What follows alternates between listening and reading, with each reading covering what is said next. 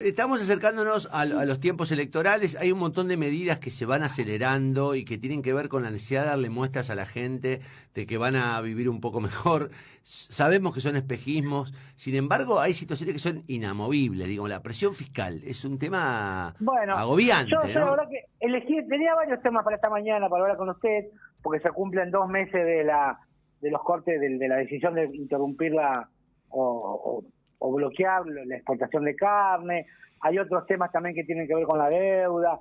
Pero elegí este tema porque un informe que me acercó un contador amigo, Julio Panseri, que es Ujú. un colaborador de Dos Florines, que me llamó la atención porque él trabaja mucho sobre la región centro y y hoy también se conoció la decisión del Estado Nacional de incrementar el número de amas de casa que cobrarán la jubilación aun cuando no tengan la totalidad del aporte. Y a lo mejor es un buen punto para ver, porque la verdad que cuando uno mira cómo vivimos los argentinos, sobre todo porque lo- lo- los que somos de clase media nos estamos dando cuenta que éramos muy felices y no lo sabíamos, ¿no? A medida a medida que nos vamos cayendo del segmento clase media, porque ya es notorio, hay indicadores cotidianos que muestran cómo la clase media se va latinoamericanizando, ¿no? Porque hay Ujú. países, uno que ha recorrido el continente ve que hay países donde claramente la clase media no existe, que hay una polarización tan grande que o hay sectores acomodados o hay eh, sectores que están por debajo de la línea de flotación. Y bueno, esto que en la sociología se llama C2, que es la clase media, ¿no? El que Ujú. tiene aire, el que tiene heladera, el que tiene auto, que no es ni la clase 1 ni la clase ABC1, pero que tampoco son los sectores que están por debajo de eso, ¿no? Digo, cuando uno ve eso, ve cómo la presión fiscal tiene mucho que ver con esto. Y le traía unos números interesantes para ver cómo nos estamos...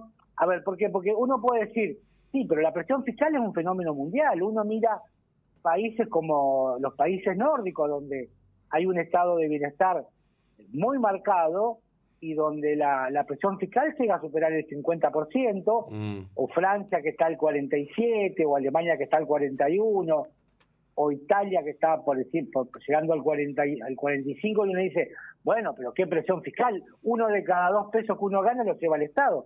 Claro, Ujú. pero el Estado te garantiza la salud, la educación, la seguridad, te garantiza un nivel de ingreso alto que te permite cubrir las necesidades básicas y no tenés que preocuparte del funcionamiento del Estado. Por otra parte, tenés estados donde la presión es mucho menor, como Estados Unidos, donde el liberalismo está bien marcado, pero el ascenso social se nota. Digo, Ujú.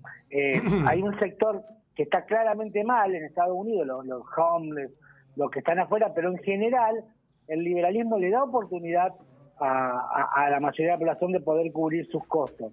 En Argentina tenemos una presión fiscal tremenda que va creciendo y donde los servicios del Estado son cada vez más paupérrimos, donde tenemos que hacernos cargo de la educación, la mayoría de los padres, de la educación de los hijos, de la salud, porque ni siquiera la clase dirigente va a la clase política, va al hospital público, sino que tienen su propio sistema, y los sistemas de salud están cada vez más deteriorados, lo vemos todo el tiempo en la crisis que tienen las obras sociales las prepagas. Entonces vemos que de esos indicadores Argentina está en un creciente presión fiscal, y quiero llegar también a las provincias porque tengo el número de Santa Fe. Ujú. Entonces uno ve, por ejemplo, que mientras Ecuador tiene un 20% de presión fiscal y Uruguay un 29%, que Uruguay tiene mejores servicios que Argentina, vemos que Argentina teníamos en el año 2004 24,3% de presión fiscal y hoy ya estamos en el 30%. ¿Qué significa esto? Que si uno ve que tenemos un sector informal que se ubica en el 35 a 40%, seguramente mucho más con la pandemia, es decir, sectores que no aportan al fisco porque están fuera del sistema fiscal, el Estado crece cazando en el zoológico, crece presionando cada vez más a los sectores que están vinculados a la economía formal, y por eso la presión se vuelve cada vez más asfixiante y los niveles de evasión son cada vez más altos, porque a medida que que crece la presión fiscal, crece la necesidad de gran parte de la población de encontrar la forma de evadir o de eludir esa presión. Hay un cuadro, un tecnicismo en economía que se llama la famosa curva de Laffer, que cuando que estás en un punto donde ya la presión fiscal se vuelve negativa, porque es tan alta la presión que ya el Estado empieza a recaudar menos. Y Argentina está en un punto muy cercano a eso. Está muy cercano porque la presión es muy alta. Ya hay un indicador que está superando el 50 y pico % y tenemos todos los días problemas de seguridad. Bueno, Santa Fe lo ve notablemente todo el tiempo, que es una de las provincias que más sufre la crisis de seguridad, los problemas de salud. Bueno, usted todo el tiempo habla de los hospitales santafesinos. Yo lo que escucho es esa carencia que tiene el Estado de hacerse cargo de los servicios básicos, y sin embargo la presión crece. Usted sabe que la Argentina mide anualmente lo que es la riqueza en un periodo determinado, lo que se llama Producto Bruto Interno, que es la cantidad de la diferencia entre las importaciones y las exportaciones, cómo crece un país. Eso es el Producto Bruto Interno. Las provincias miden con un indicador similar, que es el Producto Bruto Geográfico, que es más o menos lo mismo, pero que tiene que ver cómo aporta cada sector a la riqueza de ese país, y ese es un indicador de crecimiento anual. Fijémonos, o tengamos en cuenta que Argentina hace 11 años que no crece, estamos en el 11º año que el Producto Bruto es negativo, y además tenemos una inflación que no deja de crecer hace 6 años, entonces, o un poco más. Entonces vemos que el nivel de deterioro es muy grande, sin contar cómo el salario se deteriora año a año, y este año también, como lo dijimos 15 días atrás, va a volver a perder el salario con respecto a la inflación, que ya se está ubicando por 50% para 2021.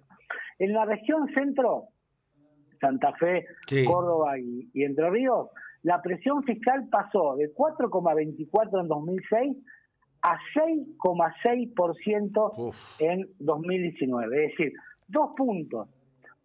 Estamos hablando de la provincia, 6,6% en 2 puntos. Significa que hay que sumarle la presión fiscal nacional más las tasas municipales, que no son menores. No, las tasas, muchas veces, o en general la tasa, tiene como concepto que es una contraprestación a un servicio que brinda la municipalidad. Pero no siempre es así. Muchas tasas se están cobrando por inercia, y cada vez son menores las contraprestaciones porque los estados municipales tienen cada vez más problemas para prestar servicios. Lo vemos con el agua ahora, ¿no? Por una cuestión coyuntural que tiene que ver con la bajante del río, pero si tendríamos que pagar la tasa de agua por la presión que tenemos en la canilla, seguramente sería mucho menor de lo que estamos pagando ahora. Pero bueno, esta presión es importante. Pero fíjese Santa Fe, que no es menor, ¿no? Santa Fe pasó del 3,32 en 2006 a 4,3 en 2019. Y tuvo Santa Fe un pico de casi 5% en 2017. Afortunadamente está bajando un poquito. Pero ¿cuál es el problema? Que el mayor tributo que tienen las provincias es ingresos brutos, que es un ingreso vinculado a lo productivo. Crece en relación al ingreso bruto y baja en relación a los impuestos patrimoniales, con el inmobiliario y el automotor. Esta forma que tiene de cobrar el Estado se había normalizado un poco en la gestión Macri, ¿se acuerda del último pacto fiscal, donde las provincias se comprometían a bajar ingresos brutos y a subir los otros tipos de impuestos? Sin embargo, en esta gestión, la famosa foto, la primera gran foto que tuvo el presidente con los gobernadores, eso quedó para atrás porque las provincias necesitan nuevos recursos y avanzan básicamente sobre la producción, y eso termina desalentando directamente a la inversión. Y si no hay inversión, no hay empleo. Si no hay inversión, no hay generación de riqueza. Y por una parte tenemos un Estado que crece, dice, yo no estoy haciendo apología de nada. Del hiperliberalismo. No son la derecha sanguinaria. No, señor. Digo, vemos que el Estado crece y tiene mayor participación en tiempos de pandemia en la economía, y por otro lado crece el sector privado, que es el que genera riqueza. Entonces nos preguntamos, volviendo al punto, digo, Santa Fe está, como siempre, un poquito peor que Córdoba y mejor que Entre Ríos. Obvio. A la hora de los indicadores. Siempre casi en todo pasa lo mismo. Pero esta relación donde un Estado, tener un 5% de presión tributaria provincial es una enormidad, teniendo en cuenta lo que es la presión nacional, porque las provincias cobran relativamente pocos impuestos en relación a la nación, ¿no? Se habla de que en la Argentina tenemos casi 180 impuestos en los 3 estadios, lo cual marca, bueno, el nivel de desorbitancia que tiene, o de irracionalidad que tiene el sistema tributario nacional. Y cuando uno mira medidas como esta, dice, está bien, volviendo a la primera medida de el incremento de ama de casa del sistema jubilatorio. Está muy bien, porque son derechos que de una persona que quizás necesita y que trabajó toda su vida y que, por ejemplo, tuvo empleadores desaprensivos que no le hicieron los aportes, que lo tuvieron en negro y al final de su vida laboral no tienen cómo afrontar sus últimos años y el Estado sale en su auxilio. Y esto está bien, digo, en términos conceptuales, pero eso necesita ser financiado. ¿Y cómo financia el Estado este tipo de medidas?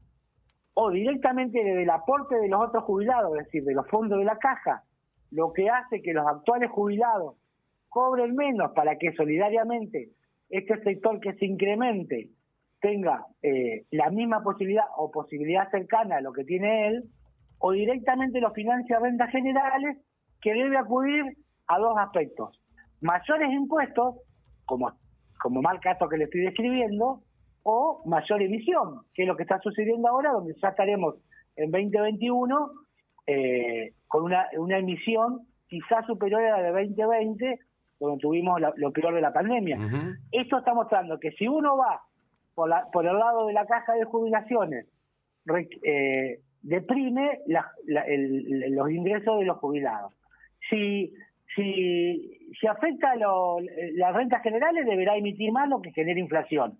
Y termina generando un impuesto inflacionario que solo favorece al Estado, pero que va en detrimento de todos los argentinos, como está pasando ahora. O al menos de los argentinos de clase media y clase baja. Y si por otra parte incrementan los impuestos, termina afectando la inversión, la generación de empleo y alienta la evasión y pasa lo que está pasando ahora, donde el Estado tiene mayores dificultades para recaudar y termina gastando en el zoológico, afectando a los que sí pagan habitualmente sus impuestos. Esto muestra un círculo vicioso, complejo, de difícil resolución, porque en la medida que la economía no se restablezca, que la crisis no se empiece a enderezar, de que sigamos teniendo los problemas que tenemos de financiamiento externo, de inflación, de baja inversión, estaremos siempre en esto, ¿no? Veremos que como las provincias y los municipios acompañan al Estado nacional en una mayor presión fiscal que en definitiva termina haciéndonos cada vez menos pobres y teniendo esta reminiscencia de la clase media, que es la que generalmente paga la mayor parte de los impuestos, diciendo, bueno, qué felices que éramos y no lo sabíamos. Yo creo lo mismo. Y ojalá también, digo, en algún momento tengamos hoy trataba de hablar de esto, tengamos la sabiduría, o en todo caso tengamos alguna clase dirigente con algo de sabiduría para comprender que tenemos problemas muy graves y que salimos solo si hay políticas de Estado y si se comprometen todos en lo mismo. Porque de lo contrario es imposible. Cuando vos... Bueno, usted viene apelando a esto. Yo me acuerdo que fue su primera apelación, sí, cuando comenzó la pandemia, que hacía muy poco que estaba el gobierno provincial y pedía apertura de parte de todos los sectores para afrontar la pandemia. Bueno, mucha bola no le han dado, por lo visto. Pero no, es que hablaba de esto, Nero, la cantidad de estupidez que uno escucha de todos los sectores políticos, el nivel de idiotez que se está escuchando en torno a las descalificaciones, a las acusaciones, a las categorías. ¿Viste? Cuando vos decís, hay gente que te dice de derecha, neoliberal, está todo el tiempo buscando, ponerte una etiqueta cuando en realidad, un nivel de distracción sobre los temas centrales, que a mí, alguien dijo ayer, Argentina es un desasosiego, porque los tipos que de verdad tienen que resolver, yo la escuchaba el otro día a Cristina hablar de la persecución, ¿no?